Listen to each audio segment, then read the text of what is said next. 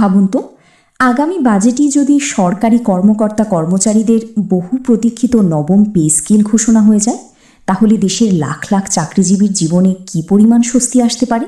মাসের শেষে আর ঋণের বোঝা টানতে হবে না। বাসা ভাড়া, বাজার খরচ, সন্তানের লেখাপড়া, চিকিৎসা সব কিছুর হিসাব একটু সহজ হয়ে যেতে পারে। আর ঠিক এমনই এক আশার খবর এখন চারদিকে ছড়িয়ে পড়েছে। বিভিন্ন সূত্রে জানা যাচ্ছে, সরকার আসন্ন জাতীয় বাজেটেই নবম পে স্কেল ঘোষণা করার বিষয়ে অত্যন্ত আন্তরিকভাবে কাজ করছে। অর্থ মন্ত্রণালয় নাকি প্রয়োজনীয় বরাদ্দ রাখার প্রস্তুতি নিচ্ছে। আর সেই লক্ষ্যে একের পর এক বৈঠক, আলোচনা ও নীতিগত সিদ্ধান্তের প্রক্রিয়া এগিয়ে যাচ্ছে। ফলে সরকারি চাকরিজীবীদের মধ্যে নতুন আশার সঞ্চার হয়েছে। কারণ দীর্ঘদিন পর এবার মনে হচ্ছে তাদের দাবিটি হয়তো বাস্তবতার কাছাকাছি পৌঁছে গেছে। সর্বশেষ পাওয়া তথ্য অনুযায়ী সরকার এবং অর্থ মন্ত্রণালয় নবম পে স্কেল বাস্তবায়নের জন্য প্রয়োজনীয় দিকগুলো নিয়ে গুরুত্ব সহকারে কাজ করছে। প্রধানমন্ত্রী ও অর্থমন্ত্রীর মধ্যে এই বিষয়ে বৈঠক হয়েছে বলেও খবর পাওয়া যাচ্ছে। বৈঠকে মূলত পে স্কেল বাস্তবায়ন, বাজেটে বরাদ্দ, ধাপে ধাপে কার্যকর করার সম্ভাবনা এবং দেশের সামগ্রিক আর্থিক অবস্থার উপর এর প্রভাব নিয়ে আলোচনা হয়েছে।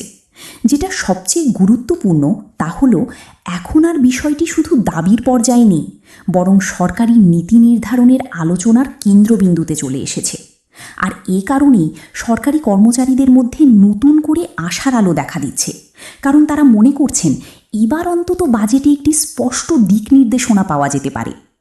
অন্যদিকে সরকারি কর্মকর্তা কর্মচারীদের বিভিন্ন সংগঠনও নিজেদের অবস্থান থেকে সক্রিয় হয়ে উঠেছে। বাংলাদেশ সরকারি কর্মকর্তা কর্মচারী কল্যাণ সমিতি নবম পে স্কেলের গেজেট প্রকাশের দাবিতে মে মাস জুড়ে দেশব্যাপী প্রতিনিধি সমাবেশ ও আলোচনা সভার কর্মসূচি ঘোষণা করেছে। সংগঠনের আহ্বায়ক আব্দুল মালেক এক সংবাদ বিজ্ঞপ্তিতে জানিয়েছেন, সরকারি কর্মচারীদের দীর্ঘদিনের দাবিকে সরকারের সামনে আরও জোরালোভাবে তুলে ধরতেই এই শান্তিপূর্ণ ও গণতান্ত্রিক কর্মসূচি নেওয়া হয়েছে। তাদের ঘোষণা মতে ৮ মে পটুয়াখালীতে প্রতিনিধি সমাবেশ অনুষ্ঠিত হবে, ৯ মে খুলনায় হবে আরেকটি সমাবেশ, আর ১৬ মে ঢাকার জাতীয় প্রেস ক্লাবে কেন্দ্রীয় প্রতিনিধি সমাবেশ ও আলোচনা সভা আয়োজন করা হবে। এই ধারাবাহিক কর্মসূচির মাধ্যমে তারা চাইছে সরকার যেন আসন্ন বাজেটে নবম পে স্কেলকে স্পষ্টভাবে অন্তর্ভুক্ত করে এবং বাস্তবায়নের পথ খুলে দেয়। এই দাবির পিছনে মূল কারণ হচ্ছে সরকারি কর্মচারীদের দীর্ঘদিনের বঞ্চনা এবং ক্রমবর্ধমান জীবনযাত্রার ব্যয়। গত ১১ বছরে যেখানে অন্তত ২টি পে স্কেল কার্যকর হওয়ার কথা ছিল, সেখানে বাস্তবে কর্মচারীরা সেই সুবিধা পাননি বলেই অভিযোগ উঠেছে। দ্রব্যমূল্যের লাগাতার বৃদ্ধি, ভাড়ার চাপ, চিকিৎসা ব্যয়, সন্তানদের পড়াশোনার খরচ সবকিছু মিলিয়ে নিম্ন গ্রেডের কর্মচারীদের অবস্থা ভয়াবহ আকার ধারণ করেছে। বিশেষ করে তৃতীয় ও চতুর্থ শ্রেণীর কর্মচারীরা সবচেয়ে বেশি সংকটে পড়েছেন। অনেকেরই মাস শেষে বেতন হাতে থাকে না, বরং ঋণ শোধ করেই হাতে যা থাকে তা দিয়ে পুরো মাস চালানো প্রায় অসম্ভব হয়ে যায়। ফলে অনেকে নতুন করে ঋণ নিতে বাধ্য হচ্ছেন, আর এভাবেই একটি আর্থিক চক্রে আটকা পড়ে যাচ্ছেন। এই বাস্তবতা থেকেই নবম পে স্কেলের দাবি এখন শুধু একটি দাবি নয়, বরং তাদের জীবনের জরুরি প্রয়োজন হয়ে উঠেছে। বর্তমান বেতন কাঠামোর দিকে তাকালে এই সংকট আরও স্পষ্ট হয়। একজন ২০তম গ্রেডের সরকারি কর্মচারীর মূল বেতন এখন মাত্র ৮,২৫০ টাকা। সব মিলিয়ে ভাতা যোগ করার পর তার মোট বেতন দাঁড়ায় প্রায় ১৬,৯৫০ টাকা। ঢাকার মতো শহরে এই টাকায় শুধু বাসা ভাড়াই অনেক সময় শেষ হয়ে যায়, আর বাকি খরচ মেটানো প্রায় অসম্ভব। খাদ্য, পরিবহন, চিকিৎসা, সন্তানের স্কুল কলেজের ব্যয় সব কিছু মিলিয়ে এক ধরনের স্থায়ী চাপের মধ্যে দিন কাটাতে হয়।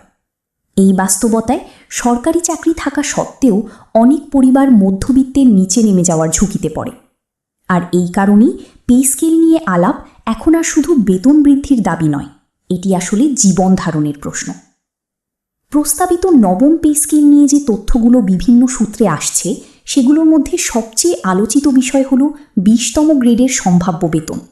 ধারণা করা হচ্ছে নতুন বেতন কাঠামো কার্যকর হলে একজন ২০তম গ্রেডের কর্মচারীর মোট বেতন প্রায় ৪১,৯০৮ টাকা হতে পারে। যদিও ভাতার সুনির্দিষ্ট শতাংশ এবং ধাপে ধাপে বাস্তবায়নের কাঠামো এখনও চূড়ান্তভাবে প্রকাশ করা হয়নি। তবুও এই সম্ভাব্য অঙ্কটি বর্তমান বেতনের তুলনায় অনেক বড় পরিবর্তনের ইঙ্গিত দিচ্ছে।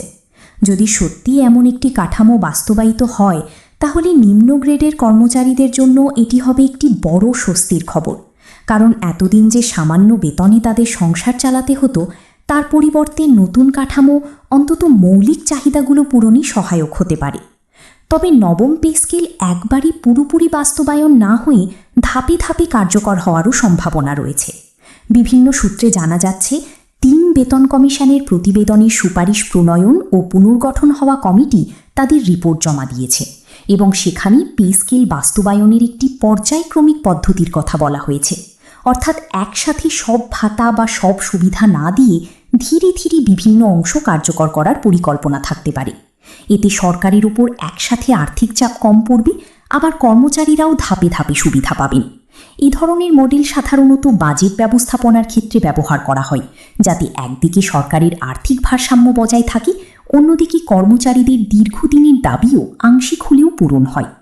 সব মিলিয়ে বলা যায়, নবম পে স্কেল এখন সরকারি কর্মচারীদের জন্য শুধু একটি স্বপ্ন নয়, বরং বাস্তবতার দোরগোড়ায় দাঁড়িয়ে থাকা একটি বড় প্রত্যাশা। সরকারের আন্তরিকতা, অর্থ মন্ত্রণালয়ের প্রস্তুতি, কর্মচারী সংগঠনগুলোর আন্দোলন আর দেশের বর্তমান অর্থনৈতিক বাস্তবতা সবকিছু মিলিয়ে ধারণা করা হচ্ছে আসন্ন বাজেটে এ নিয়ে একটি গুরুত্বপূর্ণ সিদ্ধান্ত আসতে পারে। এখন সবার চোখ বাজেটের দিকে, সবার কান অর্থমন্ত্রীর ঘোষণার দিকে, কারণ সেই ঘোষণাই নির্ধারণ করতে পারে লাখো সরকারি চাকরিজীবীর আগামী দিনের আর্থিক ভবিষ্যৎ।